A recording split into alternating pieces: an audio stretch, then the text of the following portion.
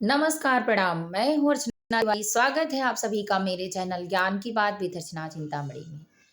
दोस्तों, आज की वीडियो में हम जानेंगे माघ पूर्णिमा पर स्नान का नियम क्या है, घर पर स्नान कैसे करें और नदी यानी पवित्र नदी में प्रयागराज में स्नान कैसे करें। नियम क्या है, दान का नियम क्या है, पूर्णिमा की तिथि किस दिन मनाई जाएगी, दान पुण्य का शुभ योग क्या है, क्या दान करने से किस चीज का लाभ प्राप्त होता है, चंद्र दर्शन करना क्यों होता है महत्वपूर्ण, साइंस और शास्त्रीय दोनों हिसाब से जानेंगे। तो आप मेरे साथ मेरे वीडियो में एंड तक बने रहिएगा और सारी जानकारियों को प्राप्त करिएगा। ये जानकारी बेहद खास है आपके लिए।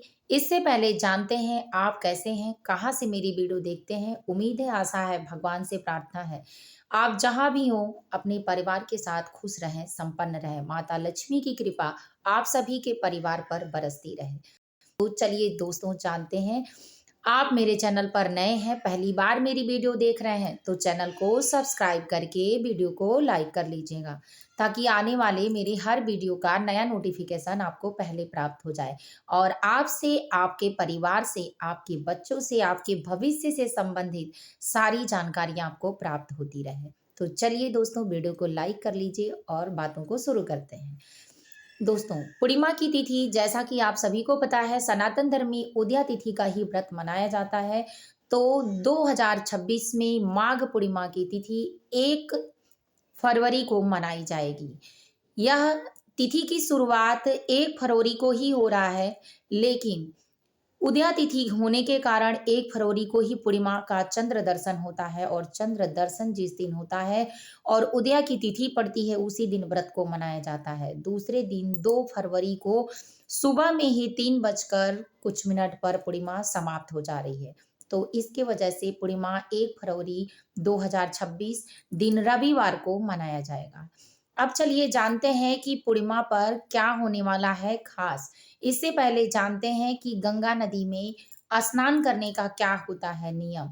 तो बहुत सारे लोग माघ मेला, माघ स्नान, माघ पूर्णिमा का स्नान करते हैं। सनातन धर्म में सभी लोग गंगा स्नान करते हैं, पर कुछ लोग नदी में, पवित्र नदियों में भी स्नान करते हैं और उसका फल बताया गया है कि उस दिन, पूर्णिमा के दिन, जल में भगवान विष्णु का निवास माना जाता है और समस्त पापों का नाश हो जाता है। इसलिए गंगा जल में या पवित्र नदी में स्नान करने से माता लक्ष्मी की भी कृपा प्राप्त होती है और शरीर के रोग दोष दूर होते हैं, कष्ट दूर होते हैं, सुख सौभाग्य की प्राप्ति होती है। तो गंगा जी में स्नान करने का क्या है नियम, ये जान लेते हैं। तो गंगा जी में स्नान करने से पहले गंगा घाट पर पहुंचकर और ओम गंगे च यमुने च सरस्वती कह के माता गंगा का प्रणाम करें। इसके बाद गंगा जी में प्रवेश करें। याद रखें कि गंगा जी में प्रवेश करने पर आपको टॉयलेट जाना यानी बिल्कुल सख्त मना है। साबुन, शैम्पू, सर्फ इत्यादि चीज़ों को का सेवन न करें, न लेकर जाएँ। कपड़े बिल्कुल मत धुलें, इससे आपके ही दोष लगेंगे, क्योंकि बहुत सारे गंगा जल जाते हैं सबके घरों में पवित्र होने के लिए और पूजा करने के लिए, जिसमें आपकी दी हुई गंदगी अगर जाएगी तो आप समस्त पापों के भागीदारी बनेंगे। तो इसलिए इन बातों को याद रखें। फिर गंगा जी से प्रार्थना करके कहें कि आप हमारे पापों को दूर करें, हमारे सुख सौभाग्य दें और हमें पवित्र करें। अब से न दोहराए जाने वाले कर्मों को माफ़ करें, जो अनजाने में हुई हो उसे माफ़ करें। फिर गंगा जी में डुबकी लगाएँ।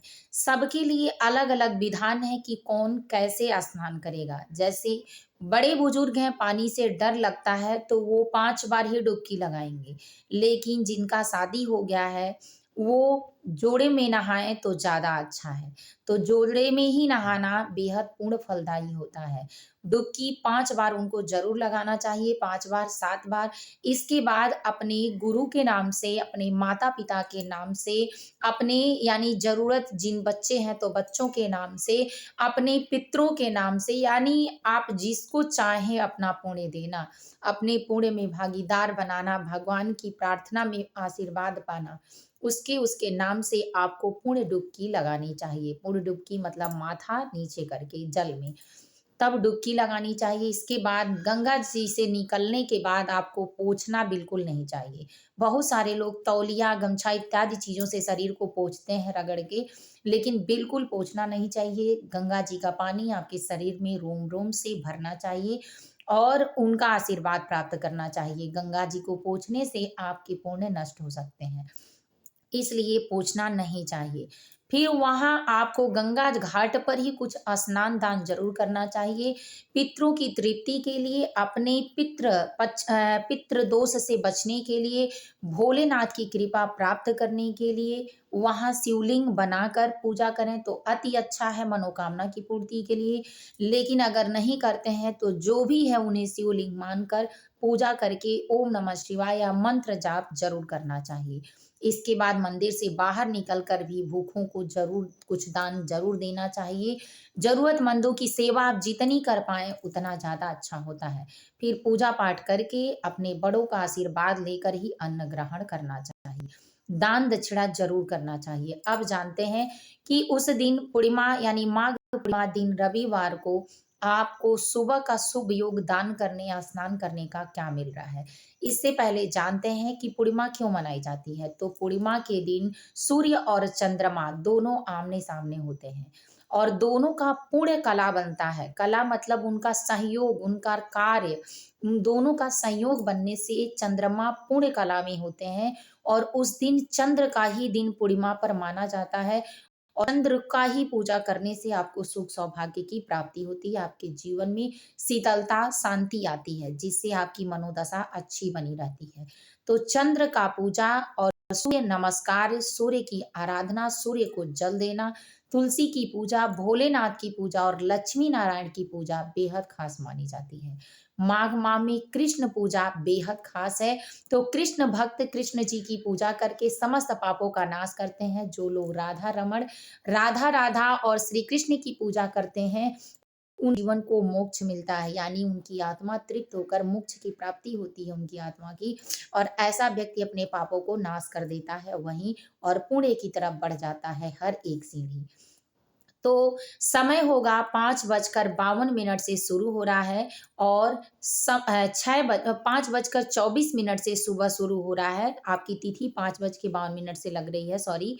लेकिन दान पुण्य का जो सुबह स्नान का समय है वो 5:24 से शुरू हो रहा है और इसका समापन 6:17 पर हो रहा है। तो इसके बीच में स्नान दान करना बेहद अच्छा है।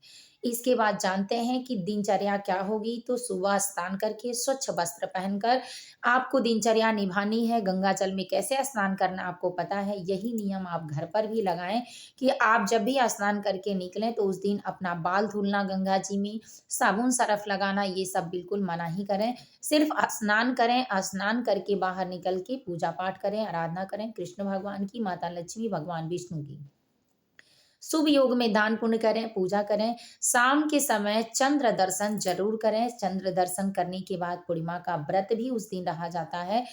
हर पूर्णिमा में 1 दिन पहले पूर्णिमा स्नान दान और पूजा की होती है, कथा की, लेकिन चंद्र दर्शन की। लेकिन माघ मास की पूर्णिमा और कुछ जैसे शरद पूर्णिमा ये 1 दिन मनाई जाती है। तो माघ मास की पूर्णिमा और व्रत की पूर्णिमा, स्नान दान की पूर्णिमा 1 फरवरी दिन रविवार को 2026 पड़ रहा है। तो इस नियम को जानते हुए आप करें। फिर चलिए जानते हैं शुभ संयोग में माता लक्ष्मी, भगवान विष्णु की पूजा करने से सुख सौभाग्य की प्राप्ति होती है। इसके साथ तुलसी में दीपक जलाना, पितरों की प्राप्ति के लिए यानी पुत्रों के आशीर्वाद प्राप्ति के लिए पीपल वृक्ष में दीपक जलाना बेहद खास माना जाता है। इस दिन सभी देवी देवता पृथ्वी पर भ्रमण के लिए आते हैं और उनकी पूजा आराधना देकर माता लक्ष्मी आपको आशीर्वाद देती हैं, आपको वचन देती हैं कि वो आपके घर में निवास करेंगी। तो दोस्तों ये सारी बातें आपके लिए बेहद खास हैं। इन बातों को ज़रूर जानें और इसके बाद दान में आप क्या-क्या करके सौभाग्य की प्राप्ति करेंगे, तो आप अपनी राशि के अनुसार दान करें तो ज़्यादा अच्छा है। लेकिन इसके साथ तिल, गुड़, अनाज, वस्त्र, बर्तन इत्यादि चीज़ों का दान देने से रोग दोष दूर होते हैं और माता लक्ष्मी की कृपा प्राप्त होती है। तिल का सेवन यानी तिल अगर आप भोलेनाथ को चढ़ाते हैं तो आपका राहु ग्रह अच्छा होता है। तिल अगर ब्राह्मण को दान देते हैं तो आपके पाप कटते हैं और इसके साथ सुख सौभाग्य की प्राप्ति होती है, दरिद्रता का नाश होता है। अगर आप तिल का लड्डू बनाकर किसी को खिलाते हैं या भगवान को भोग लगाते हैं तो लक्ष्मी की कृपा प्राप्त होती है। माघ मास में तिल का उत्तम महत्व बताया गया है। तो माघ मास में तिल, गंगा जल और भगवान विष्णु की सेवा में तुलसी का प्रयोग अत्यधिक महत्व रखता है। तो दोस्तों, आज की वीडियो यहीं समाप्त करते हैं। फिर मिलूंगी एक नए वीडियो में नए ज्ञान के साथ। तब तक के लिए वीडियो यहीं एंड करती हूँ। जय माता जी, जय महालक्ष्मी कमेंट बॉक्स में जरूर लिखें।